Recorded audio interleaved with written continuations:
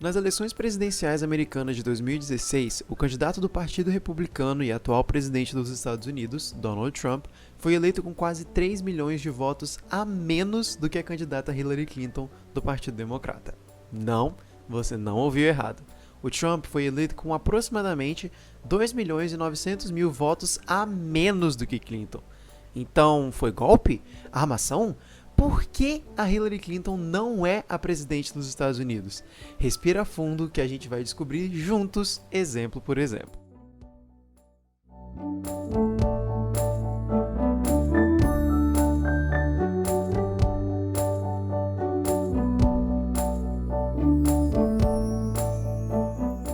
2020 é ano de eleição presidencial nos Estados Unidos, e nós, enquanto brasileiros, temos várias razões para nos interessarmos no resultado dessa disputa.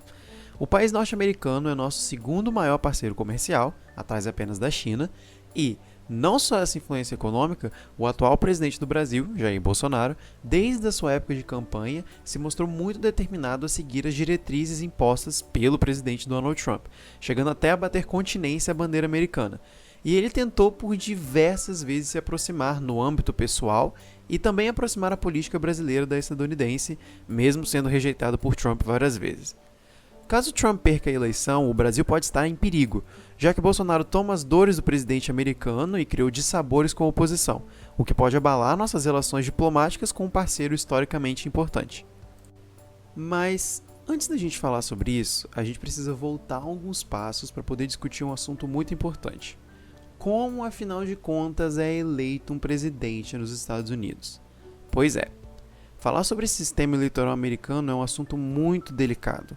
A corrida eleitoral é bem confusa e como o método é bastante diferente do método brasileiro, muita gente fica perdida.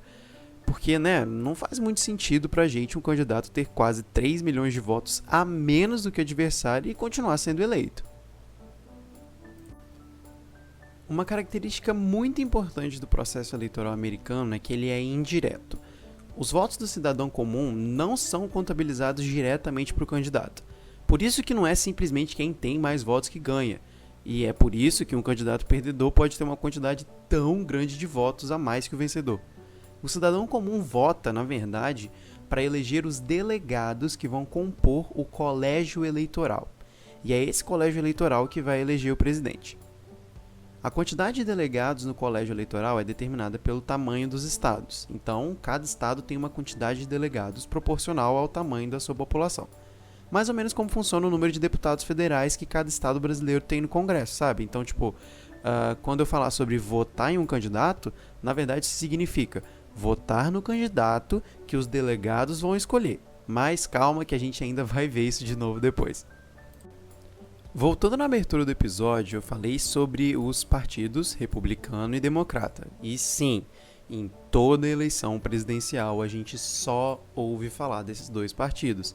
E provavelmente você já conhece eles.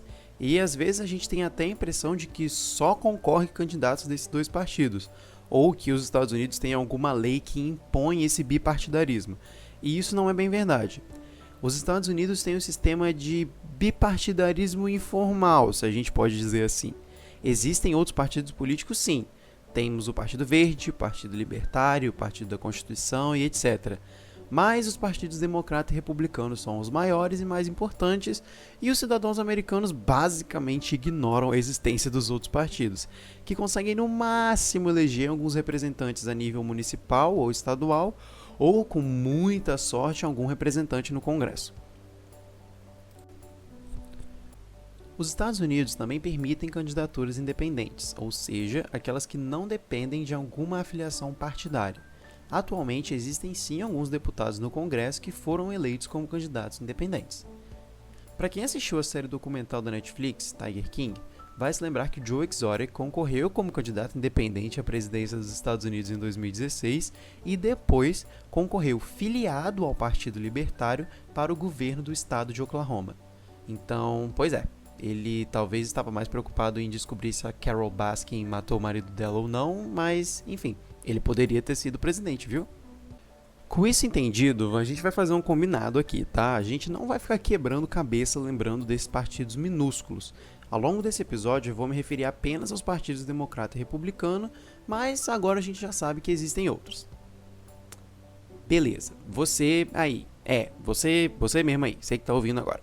Você decidiu se candidatar à presidência por um dos dois principais partidos. E agora? Você, que é agora conhecido como um pré-candidato, terá que vencer mais algumas etapas, disputando contra colegas do próprio partido para você entrar oficialmente na corrida. É bem provável que você já tenha ouvido falar das eleições primárias, comumente chamadas apenas de primárias, mas talvez você não saiba como elas funcionam, então vamos entender juntos. As eleições primárias, como eu falei, servem para decidir qual pré-candidato concorrerá por qual partido. Existem dois tipos de primárias, aberta e fechada. Nas primárias abertas, qualquer cidadão pode votar no pré-candidato que quiser, seja do Partido Republicano ou Democrata. Porém, só pode votar uma vez.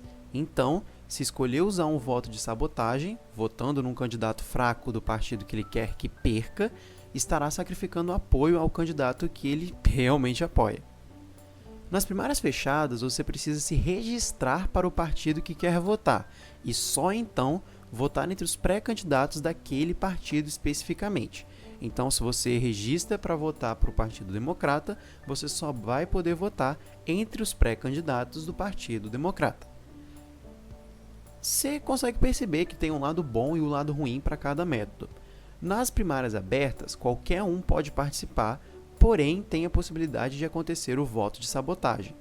Nas fechadas, se restringe um pouco esse voto sabotador, porém, os cidadãos indecisos ou que não têm uma filiação partidária firmada ficam de fora, já que eles precisariam se registrar para um partido específico antes de votar. Existe também um tipo de primária diferente chamada caucus, que ao invés de votarem individualmente em urnas, os eleitores se reúnem coletivamente para debater e decidirem juntos quem será o vencedor de uma determinada zona eleitoral. Mas como o caucus não é o método mais comum, a gente não vai se atentar muito às regras dele não, tá? Lembra que eu falei que as eleições são indiretas? Pois é. Quando eu digo votar num pré-candidato, não é bem isso que eu quero dizer. O voto não vai diretamente para ele. O que acontece é que esses votos indicam aos delegados de cada região em quem eles devem votar na chamada convenção do partido, que é quando os candidatos serão escolhidos.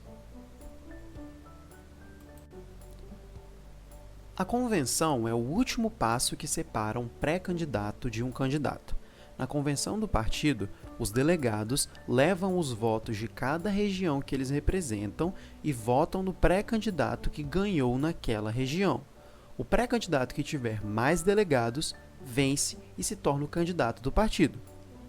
Como as primárias estaduais não acontecem ao mesmo tempo, é bem comum que entre o início das primárias e a convenção do partido, muitos pré-candidatos desistam. E essa mudança é muito importante quando saem os primeiros resultados e eles percebem que talvez não vão ter chance de ser eleitos. Mas aí você vai pensar, tá bom, e o que acontece com aqueles delegados que representavam esse pré-candidato nas eleições que já aconteceram? É aí que vem a importância do apoio nominal a outro candidato. Vamos pegar um exemplo do que aconteceu esse ano. Por exemplo, o pré-candidato Bernie Sanders, que foi um dos favoritos para disputar a eleição pelo Partido Democrata, desistiu da sua pré-candidatura antes da convenção democrata acontecer. Mas e os delegados que já representavam ele nos estados e que a votação já tinha acontecido?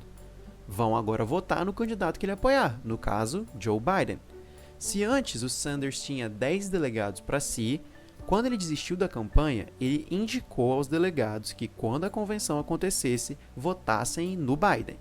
Então, expressar apoio a outro candidato é muito importante para que esses delegados saibam em quem votar. Depois que o candidato de cada partido é escolhido, é que vai começar o processo das eleições propriamente dito. O sistema de votação indireto é mantido, claro, e agora que vai entrar a importância do colégio eleitoral, que é quem efetivamente decide quem vai ser o novo presidente. Lembra que eu falei que o colégio eleitoral é formado por delegados estaduais e que cada estado tem um número de delegados proporcional ao seu tamanho? Quando a votação acontece, que os delegados estaduais recebem os votos do seu estado, é que vai acontecer a mágica que permite com que alguém com 3 milhões de votos a mais que o outro adversário perca a eleição. Quando saem os resultados das urnas, o candidato que ganhou, mesmo que tenha sido por apenas um voto, leva todos os delegados daquele estado. É isso mesmo que você ouviu. Esse método se chama The Winner Takes It All, que significa o vencedor leva tudo. Se um estado tem 10 delegados estaduais no colégio eleitoral e um candidato democrata ganhar naquele estado por apenas um voto, não se dividem os delegados proporcionalmente. Todos os 10 delegados são considerados votos para o candidato democrata. É por isso que é possível que um candidato perdedor tenha mais votos individuais que o vencedor. Se ele ganhar com muitos votos num estado com população grande, ele só leva os delegados daquele estado, não os votos individuais. Vamos pensar em um exemplo. Se a gente pegar 3 estados, A, B e C. O estado A tem 20 delegados e os estados B e C têm 10 cada um. Se o candidato democrata ganhar com 2 milhões a mais de votos que o republicano no estado A, ele tem 20 delegados. Porém, se o candidato republicano ganhar por apenas um voto a mais nos estados B e C, ele também tem 20 delegados. Então, investir demais no estado com população grande não garante vitória para ninguém. Por mais que pareça um pouco injusto, a justificativa histórica para essa decisão faz até um pouco de sentido, sabia? Como ganhar com uma votação avassaladora em estados muito populosos não te ajuda tanto assim, os candidatos se sentem obrigados a fazer uma campanha que abrange os estados menores. Isso também significa instituir políticas que auxiliem esses estados. Em países com votações diretas, como o Brasil, um candidato pode se beneficiar muito de vencer em estados populosos e esquecer dos estados menores. Quem assistiu ao documentário Privacidade Hackeada, que fala sobre a manipulação de dados na campanha do Trump de 2016, vai lembrar que uma das estratégias de campanha do Trump se baseava exatamente nessa importância de fazer campanhas específicas para cada estado, por menor que fosse, para garantir o maior número de delegados. O estado era analisado, anotavam-se quais eram as necessidades mais urgentes de lá e lançavam-se vídeos, fotos, postagens em redes sociais, todo esse tipo de material que falasse que o Trump ia resolver aquele problema. Por exemplo, pensa num estado que faz fronteira com o México. Como o Trump fazia campanha para aquele estado especificamente? Focando em culpar os imigrantes por todos os problemas do país e dizendo que ele ia resolver aquilo. Fazendo essa campanha bem específica para a realidade de cada estado e se utilizando de dados que deveriam ser individuais e protegidos, Trump conseguiu uma campanha vencedora, mesmo com 3 milhões de votos a menos que Hillary. Lembra que no último episódio eu dei o exemplo da mochila vermelha? Vamos pensar em mais um exemplo que envolva também uma escola. Imagina que a eleição do diretor de uma escola é feita através da reunião do Conselho dos Representantes de Turma. E os representantes de turma fazem votações dentro das suas próprias salas para decidir qual dos 2 candidatos à direção a sua sala vai escolher. Depois de feita a eleição em cada sala, não importando se ela tem 20, 30 ou 50 alunos, e também não importando qual é a porcentagem de votos cada candidato recebeu, o posicionamento daquela turma é levado pelo representante até o conselho, representando assim todos os alunos daquela turma, mesmo aqueles que discordavam com o que ganhou. Bom, eu acho que agora deu para entender, né?